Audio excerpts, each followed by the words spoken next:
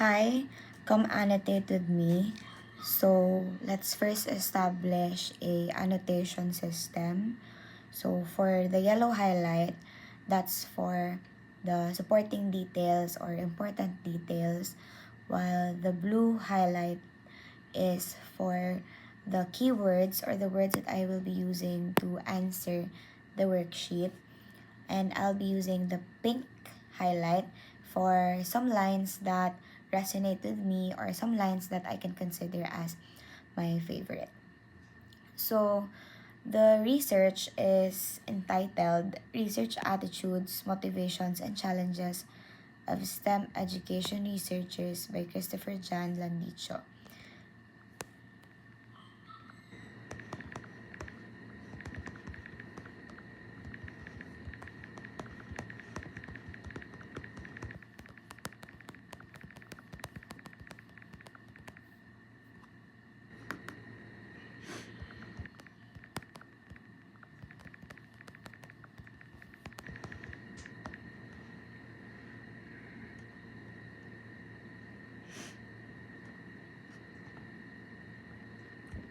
The title is emphasized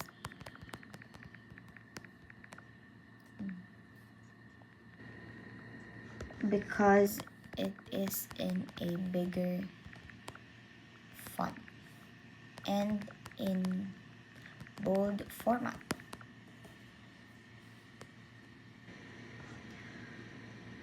Okay, so for the title is straightforward naman.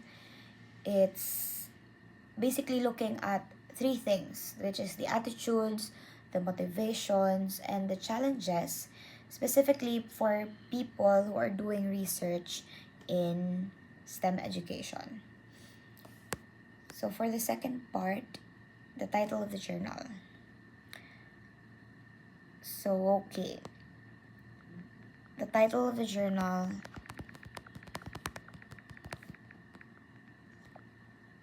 is International Journal of Technology in Education.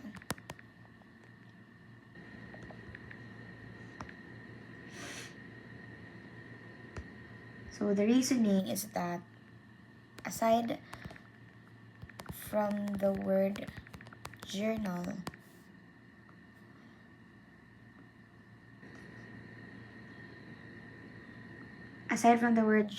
being present in the title itself, it is also at the topmost part of the paper, highlighted in red. So, medyo obvious naman siya. So, I think I need to read the abstract to answer the third question.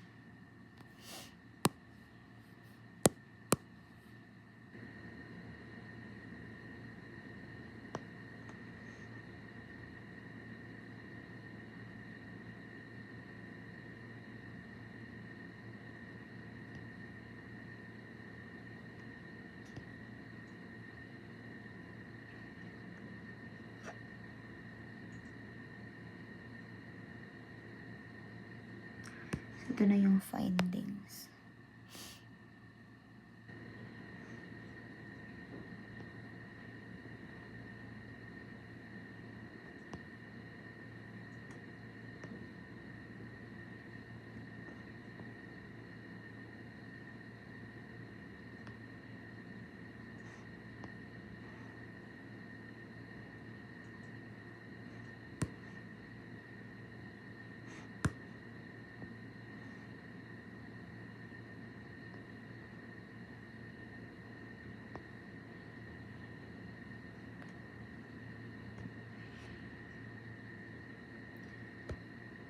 So the primary findings, okay, first, respondents carry positive outlook on research. Tapos, we also have positive impacts including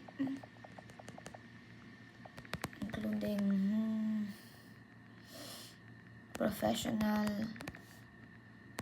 growth, also improvement of teaching skills,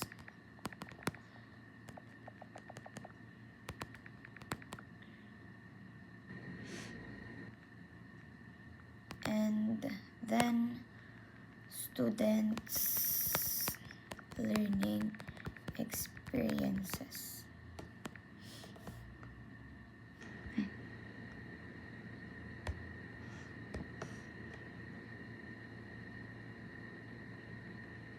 The challenges include time and financial constraint, heavy workload, and lack of exposure and experience.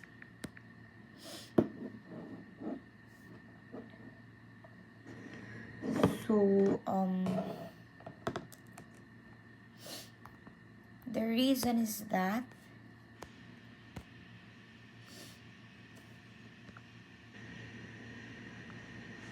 these were the main findings, as it included a summarized version of the responses from the respondents.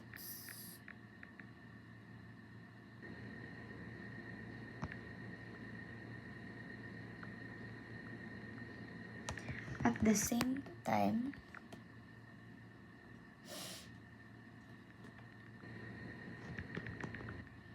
it also captures both the positive and negative aspects of conducting research. Naglalag na siya.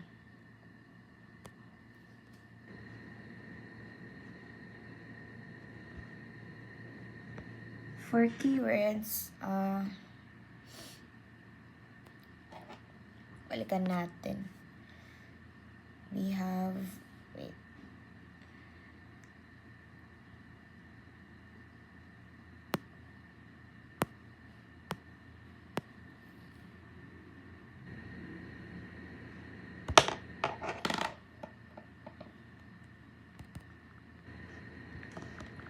STEM, education,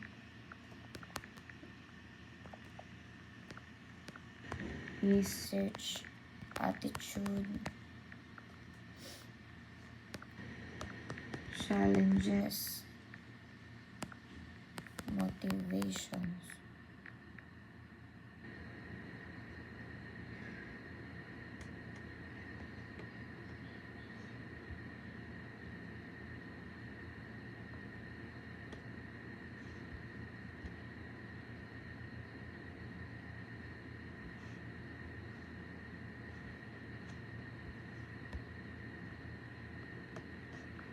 So,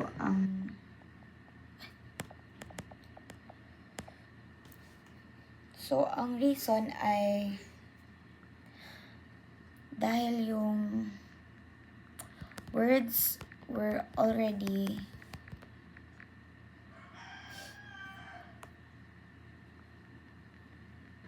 listed under the key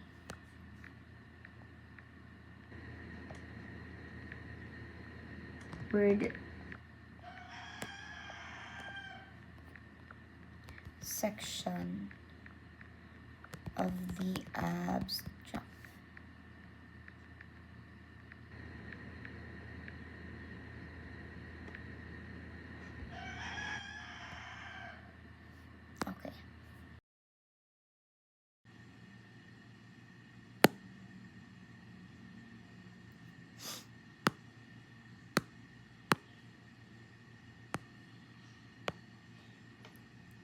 department order number.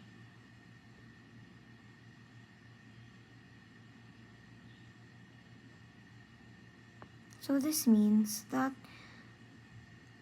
there are already existing programs and policies for strengthening research in basic education.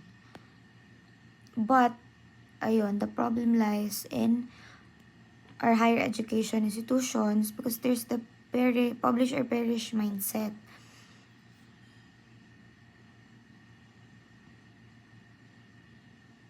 Ay, mali yung pakaintindi ko. Tama ba? Oo. Pero sa higher education kasi, there is the publish or perish mindset that really pushes them to improve. So there is a need to enable the country's higher education institutions to help in national transformation through knowledge production, of course, and transfer. Siyempre, kailangan natin yan so that we can progress as a civilization. So, of course, just like anyone else, educators in the field of STEM are also expected to immerse themselves in the pursuit of generating new knowledge and improving teaching practices.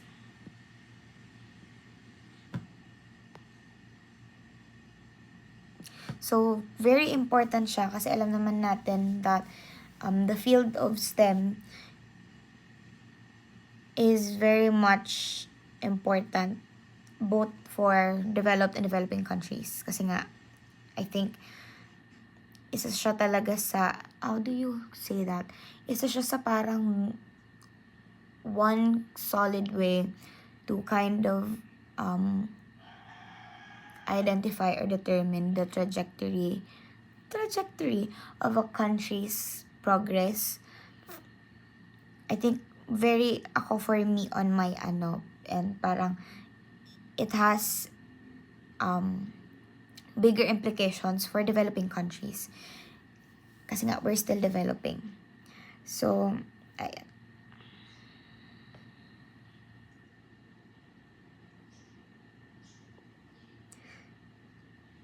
Sinabi din dito na science is STEM literacy, to be specific. It's also connected to society, school, and work, among others.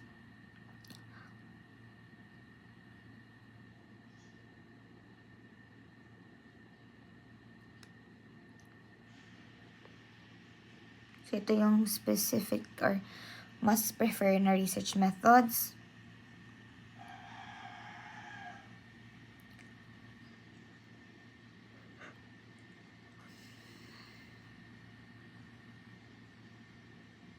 Ayan, so ito yung mga common themes in similar researches.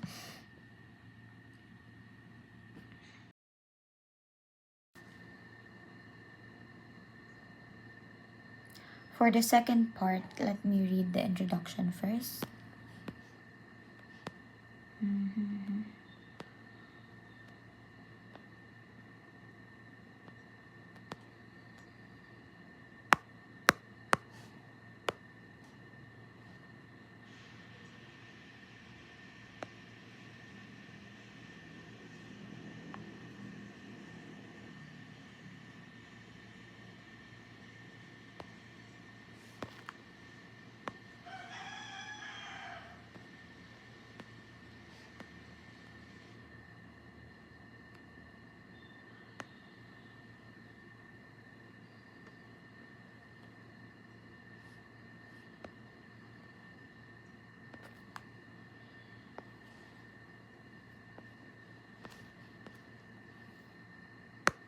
Let me just write.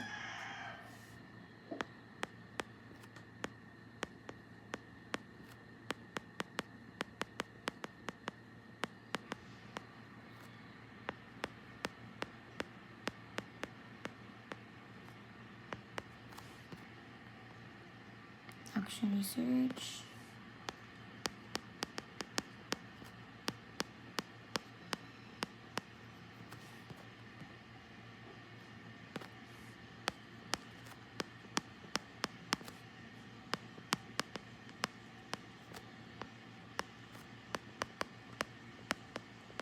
just so I can remember.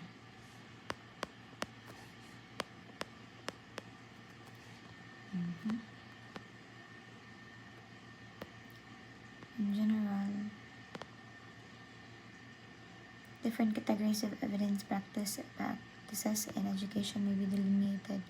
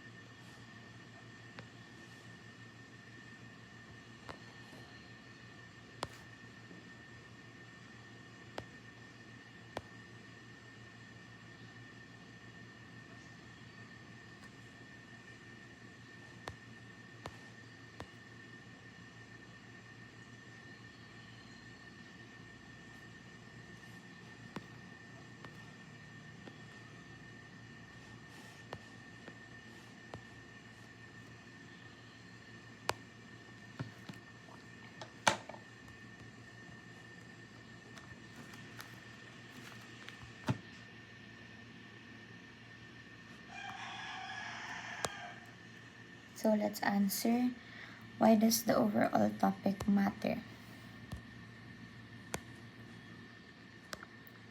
Research in the field of education or teaching allows teachers to reflect on and evaluate classroom practices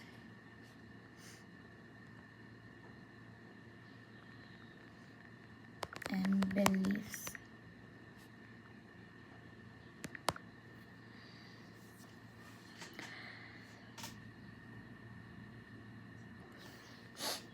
This allows them to either sustain, remove, or improve their practices in order to also enhance the students' learning experience.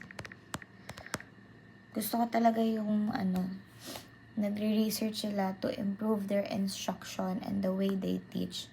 I think underrated siya sa field kasi nga na-discuss din briefly sa challenges na mahirap talaga mag-research, and with how hard the profession already is, parang dagdag for most teachers, dagdag pahirap lang din yung research kasi wala namang proper supports. So the reason is, throughout the introduction,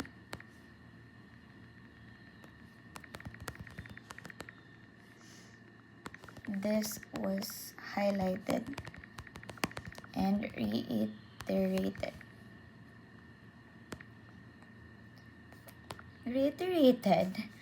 It clearly listed down the benefits of research for both teachers and students.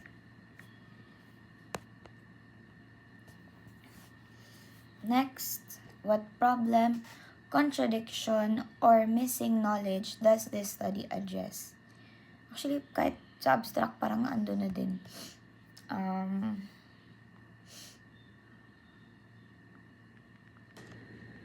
The research aims to specifically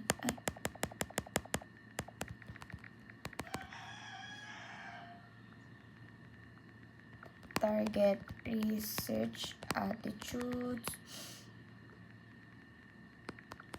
motivations, and challenges in the context of STEM education.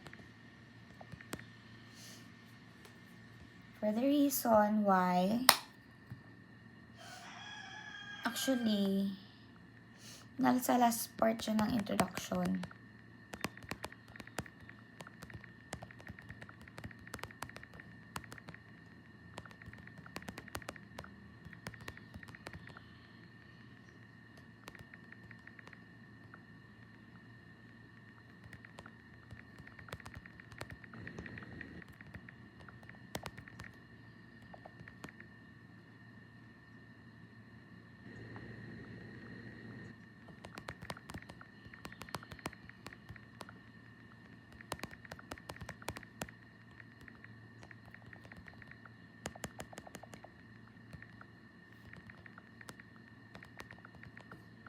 So, ang gap nga is, meron naman na talagang studies about these aspects, pero wala siya sa context ng STEM education. So, yun yung main research gap that the researcher is trying to address.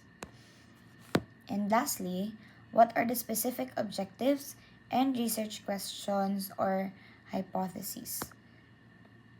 Parang nakikita ko na yun dito.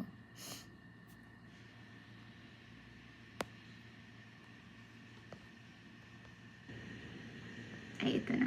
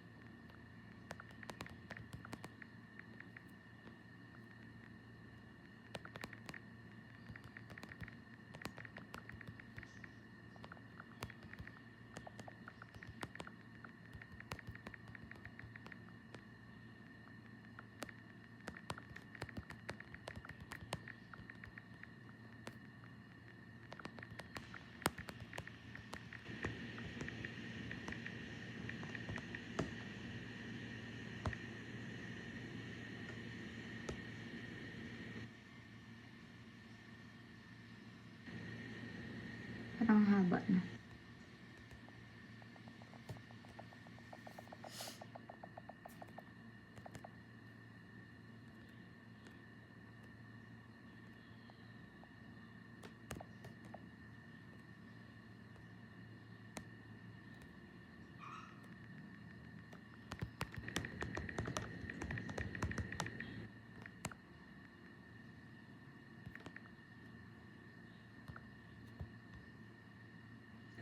So, for the research questions, ito lang naman. Baka pwede ko na siyang i-copy. Since, ito rin naman yung hinihingi.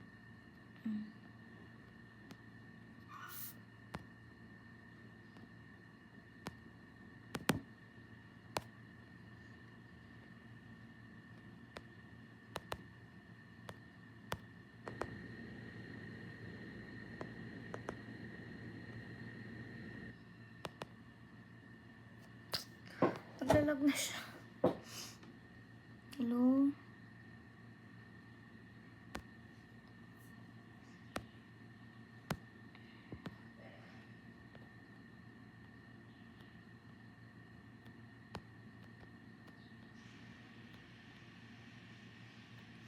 Huwag na nga.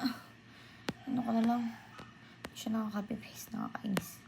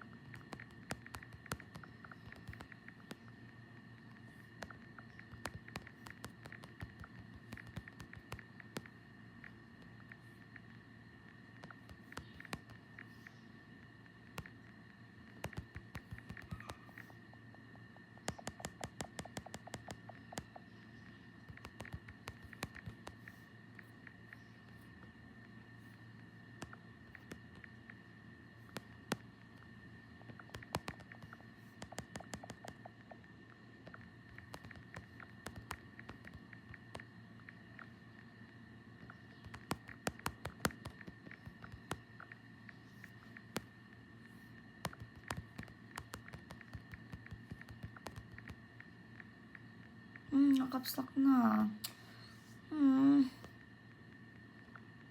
Why are you lagging?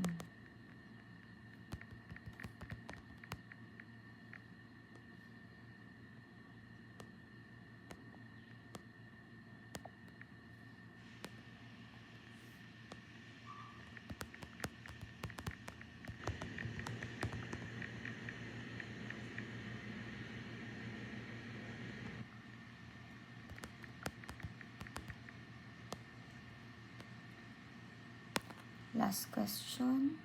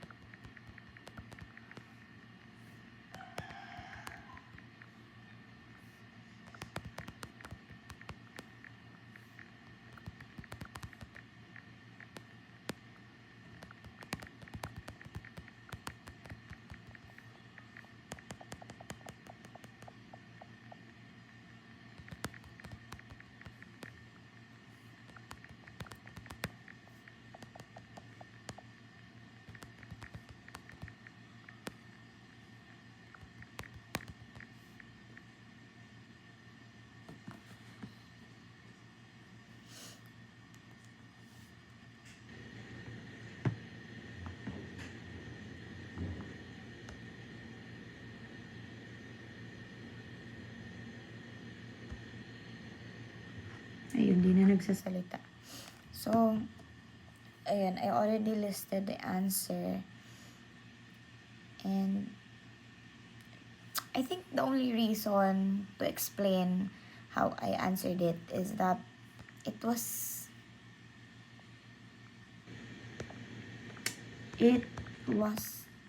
enumerated explicitly in the last part of the introduction. Yun lang naman. Simple as that. Okay. Break muna at naglalag ng iPad.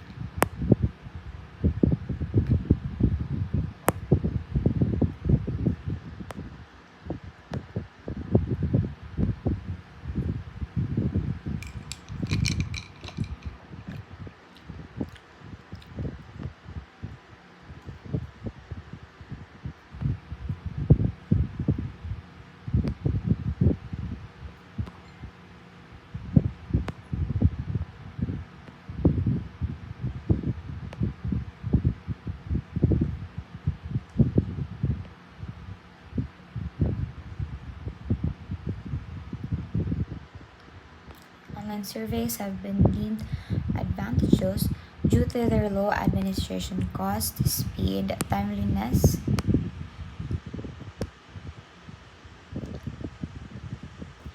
and the flexibility they give for researchers. Okay.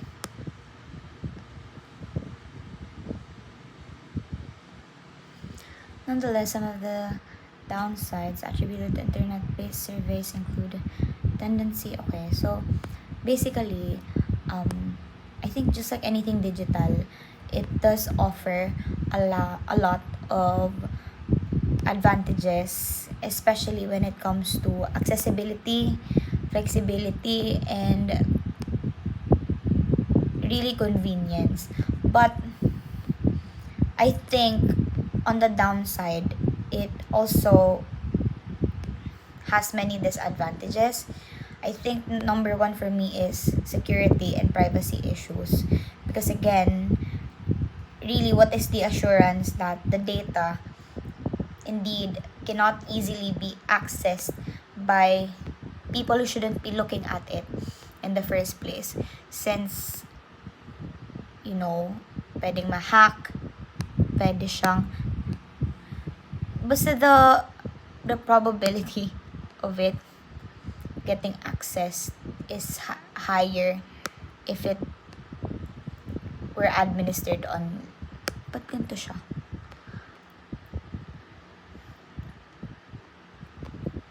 Ito na. So, yun yung isa sa scope and limitations niya.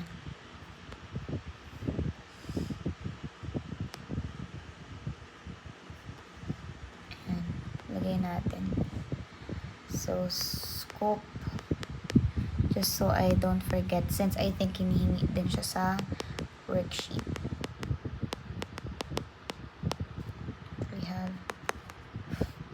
We have the wait lang, DND.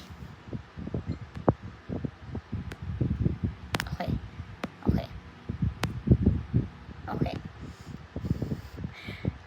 Scope and limitations include the use of online surveys, because again, it poses a lot of risks, and of course that cannot be good for the study. So next is research participants and ethical considerations. So the participants are 46 in total, and basically the criteria is that they should have been or should be involved in STEM education research. So they were purposively sampled. But again, another limitation is that 43 responses are only the ones reported due to the incomplete answers. Again, one of the disadvantages of the use of online surveys, and it really manifested in the study because 3 respondents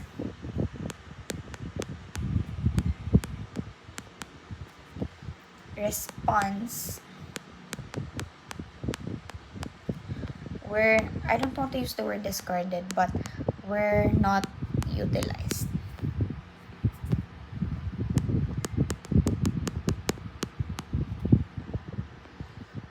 Okay.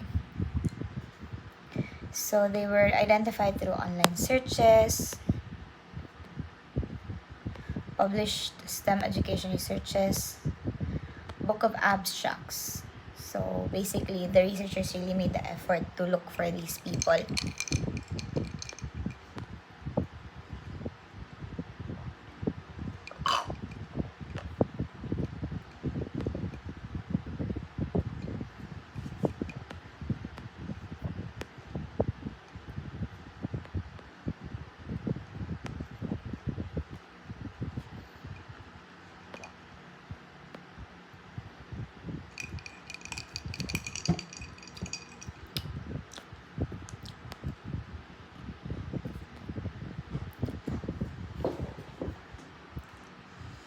So first part, demographic information. Let's highlight that.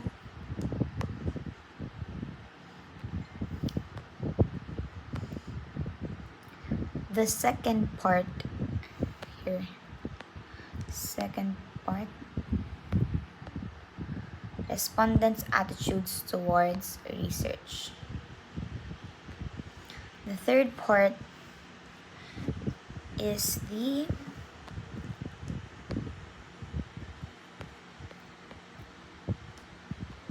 research made a questionnaire inquiring about the respondents' motivation.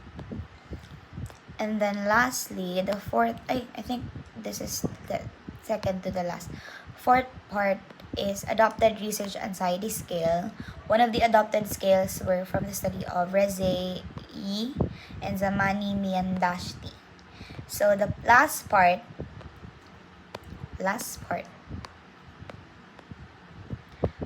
respondents' perceived challenges.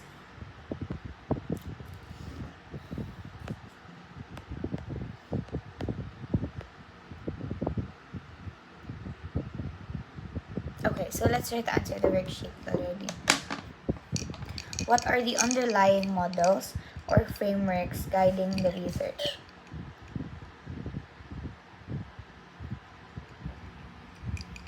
From how I understand this, the answer may be the scales used in the research, because those scales were already frameworks or models used by other researchers, and that was the standard used for this one. So I think that is gonna be my answer. Let's look for it again. I think here siya.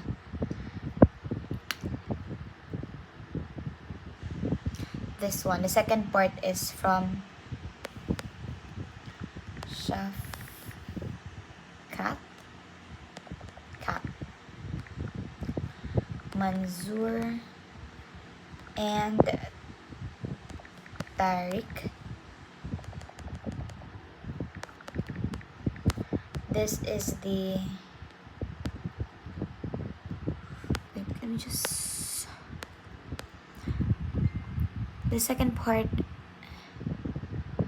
scale, and then I also saw the one from the one I mentioned earlier, Reze and Zamani Miandashti, which is the challenge, the research anxiety scale. Research anxiety scale. So the reason for that, or for me answering that, is that these were the scales. Why am I in caps? These were the scales slash models used to gather data in the research. Another question is the research approach quantitative, qualitative, or mixed methods? Actually, also, I already have an answer for this one. It is, for me, mixed methods, because there were some key points mentioned here. The use of open-ended questions and also the use of numbers or scales. So it's both qualitative and quantitative. So it's mixed methods. So let me just type that in. The research follows a mixed methods approach. And then the reason is that it follows, again with the caps,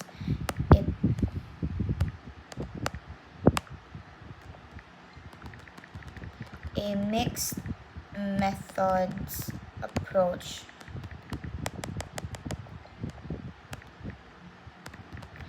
because it uses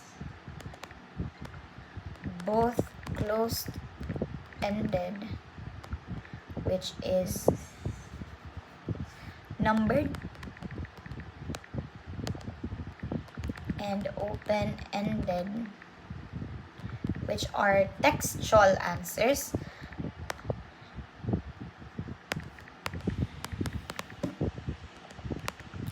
as well as statistics.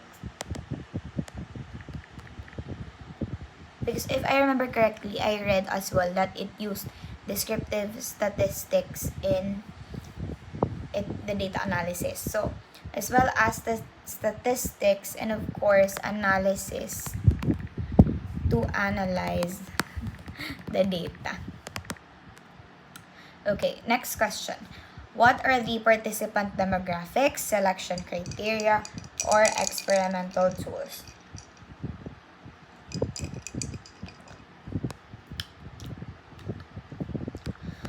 The participants were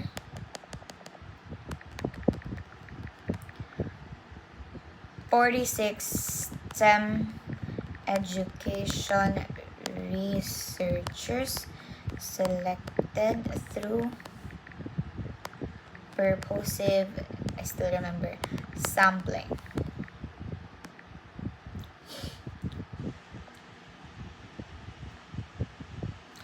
Based on their active involvement in conducting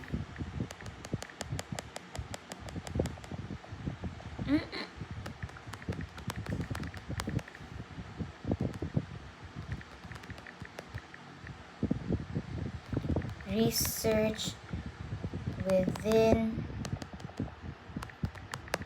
the field of STEM education. Thank you so much.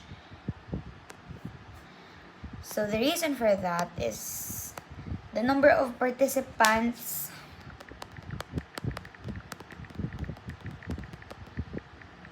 and their involvements were explicitly stated in the paper. Furthermore, oh my god, the typos.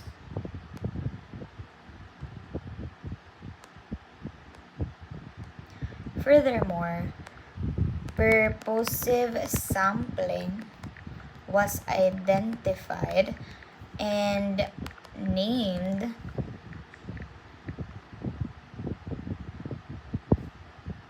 as the tool used. Okay, so last for this part, the lag. What procedures, instruments, and analysis techniques were used? I think we can start with how they were selected. So first,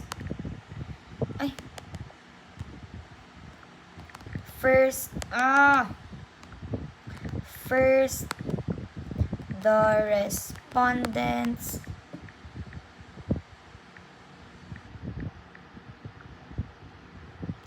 were chosen through purposive sampling.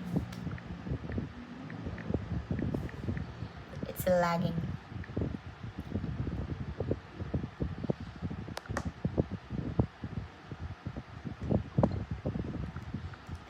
Data was gathered through an online survey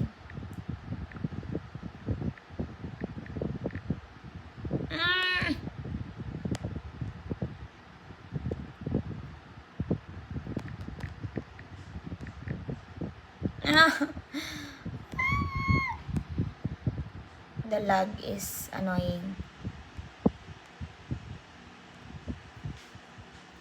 An online survey that consisted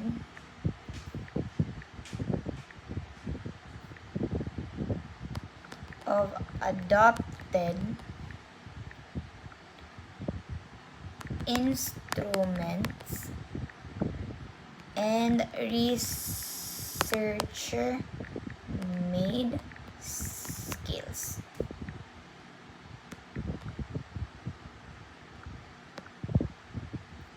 what else?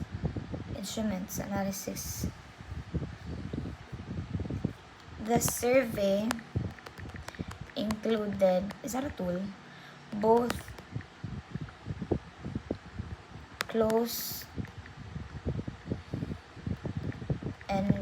and open-ended questions. In analyzing the data, descriptive statistics were used.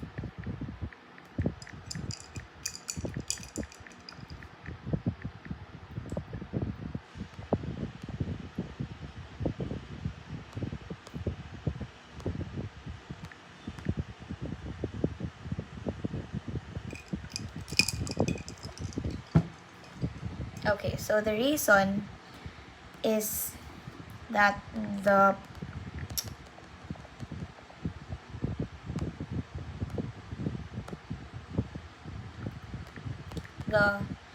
procedures, instruments, and analysis were listed and mentioned in the methodology portion of the paper.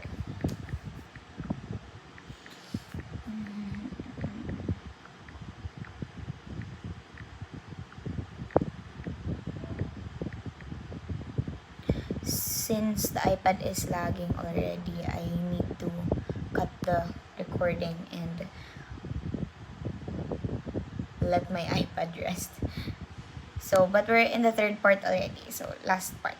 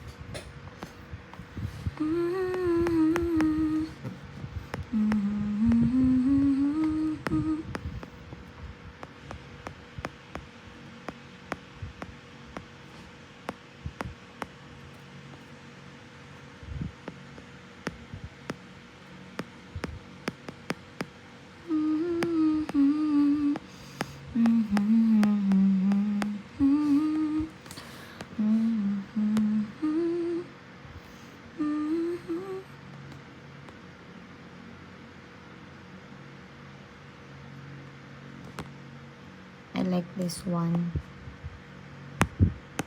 Stimulates critical self-reflection in the classroom.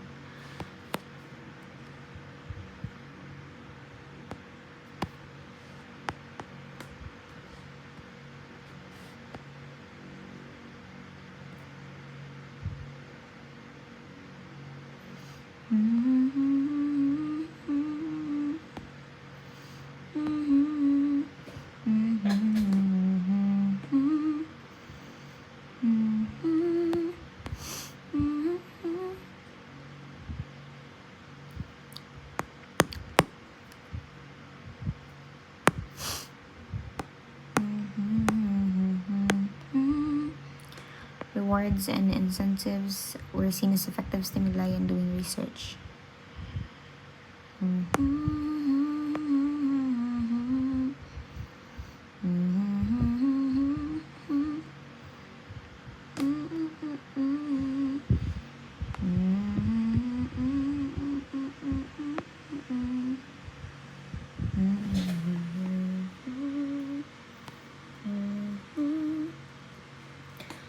That's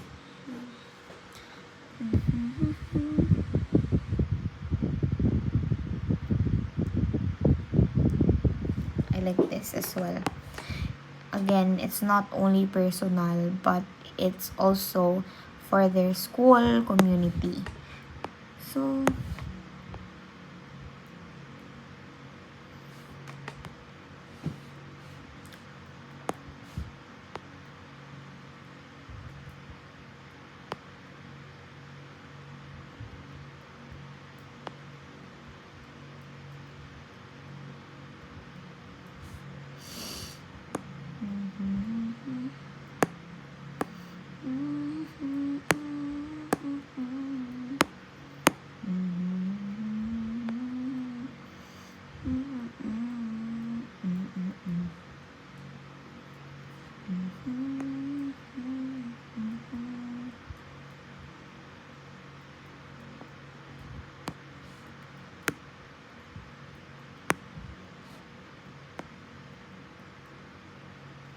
I think this is already the summary of their motivation. Number 1, to contribute in building knowledge, achieving personal sense of fulfillment, help in the school's ranking and performance.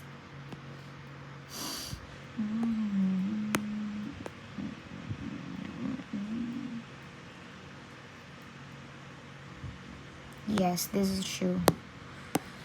And I feel like it's also important that we really change the mindset about research.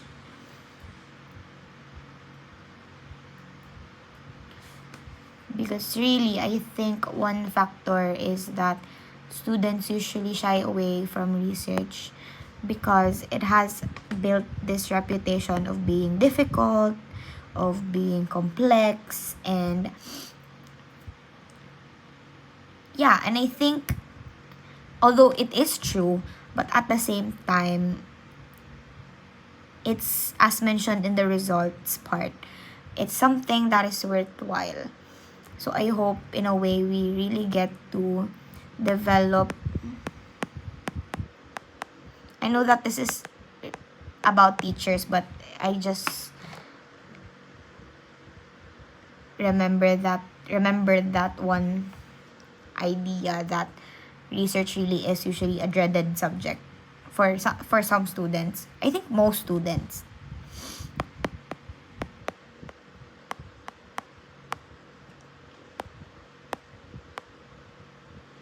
So it's also a challenge to develop interest. I don't like my handwriting here.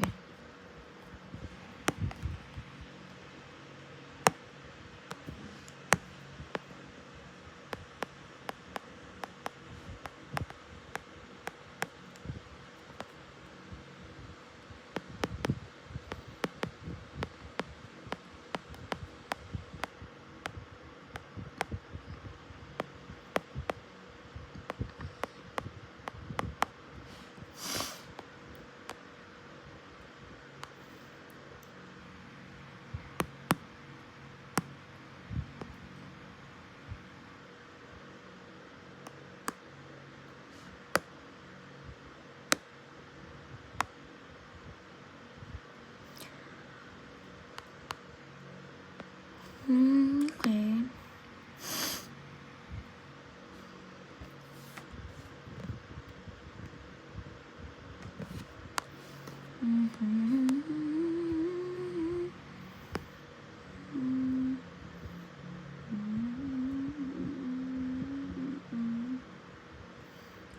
This is what I was pertaining to earlier. Attitude significantly influences achievement. Mindset.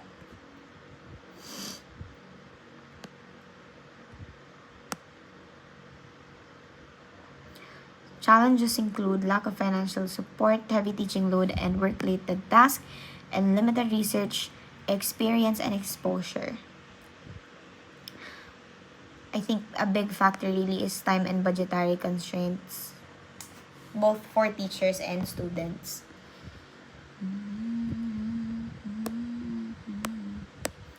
And I think I also mentioned this one earlier, that it really is difficult for some teachers considering the workload that they already have and the responsibilities that already come with the profession. So I think research really is something that isn't as appealing for some teachers.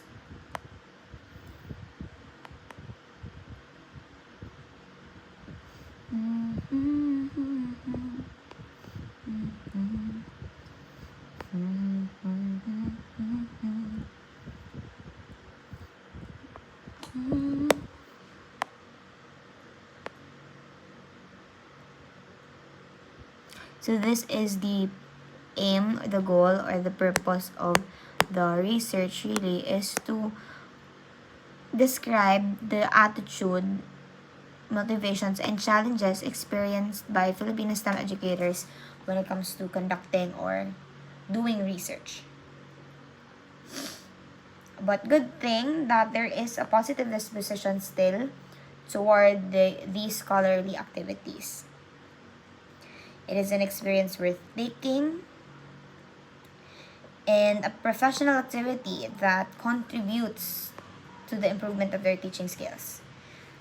Motivations include rewards and incentives, and then intrinsic motivations include contributing to existing knowledge base and growing professionally. Challenges include time and financial constraints as well as limited exposure and experience in doing research. So these are the recommendations. While this research highlights the lived experiences of only 43 Filipino STEM teacher researchers, the results presented may serve as a baseline for future researches on the topic. So we could involve more researchers and schools so that we could create a much more detailed account on the state of STEM education. We could do comparative studies among neighboring countries, whether that be in the ASEAN or in other parts of the globe. We could also, in a more practical sense, institutions basically should invest in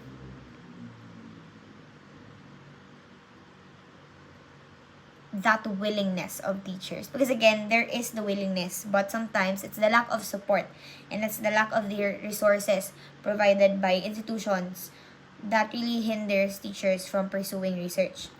So school administrators may also craft policies that will promote research involvement among faculty members.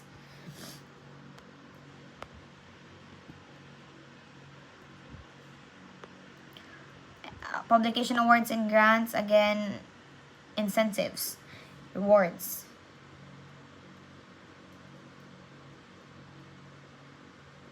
Promotion of professional learning communities among teachers could also reinforce existing support systems for both beginning and veteran teacher researchers.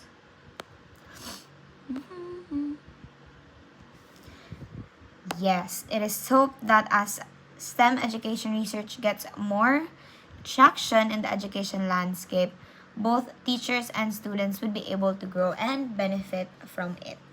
Because yes, although the focus of the research is on the general outlook, attitudes, motivations, challenges faced by teachers, I think it is all interconnected because of course the attitude of the teacher towards research can highly influence the attitude of their own students.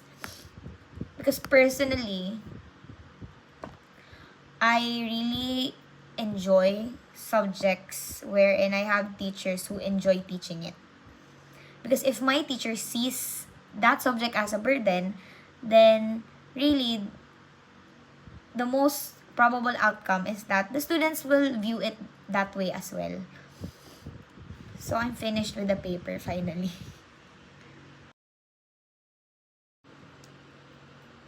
So we're finally in the last part. So for the first question, how do the findings align with the research questions?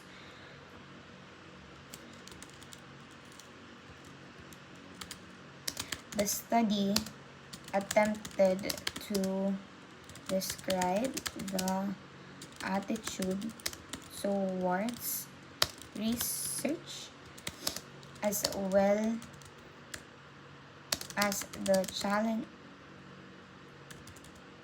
motivations, and challenges experienced by Filipino STEM educators. To answer the question,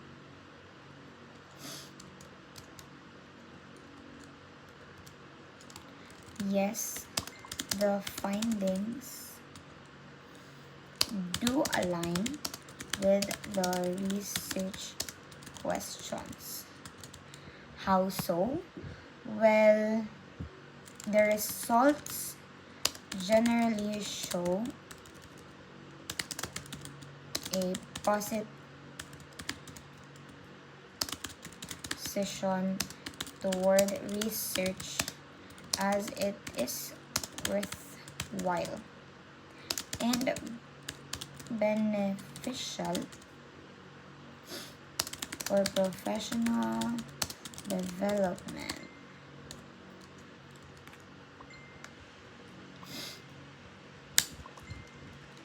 Oops, what's happening? Oh no. Oh no, oh no. Oh no. Oh no.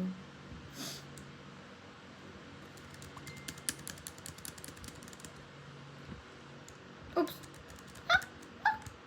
Oh no.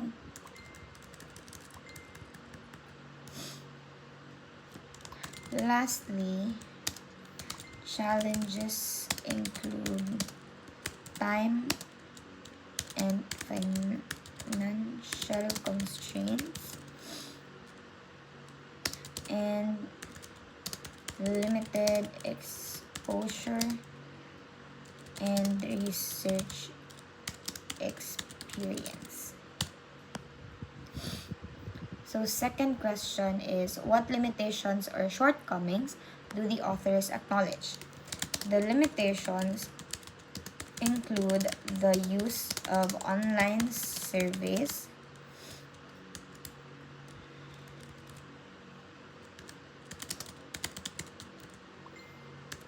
and was that three lacking responses from the expected respondents.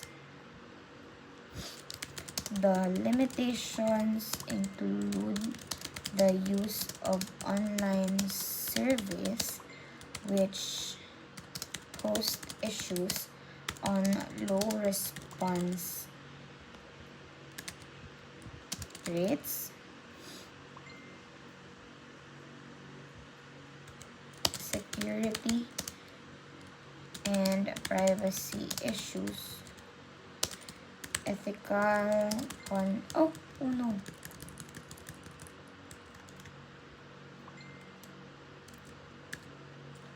Ethical considerations,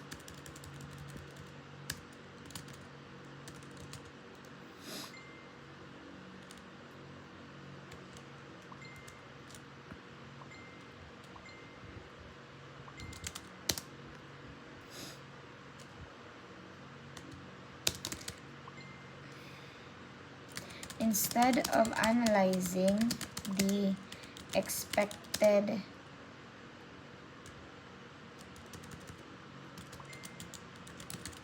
number of respondents, which was 46, 43 responses were the only ones recorded due to the lack of response from the three.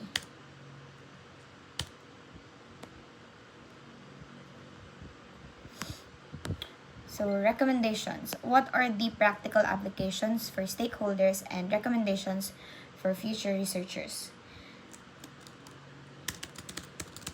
Practical applications. First,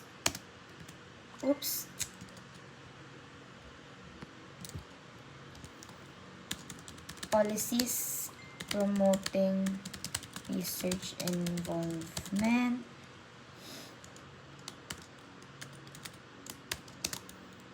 Publication grants and research grants. Promotion of professional learning. Capacity building for STEM teachers. The recommendations were: number 1, to involve more researchers and schools. Number 2, to conduct comparative studies among neighboring ASEAN and other countries. The reason is that these practical applications and recommendations for future researchers were effectively summarized in the conclusion and recommendations portion of the paper. It was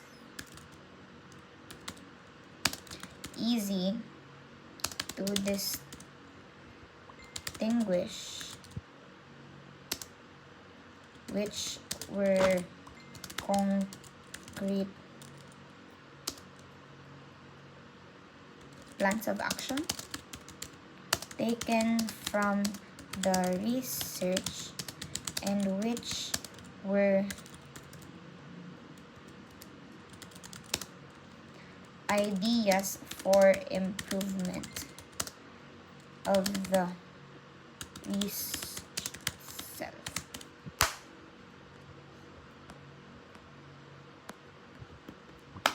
Finally done. So that's it.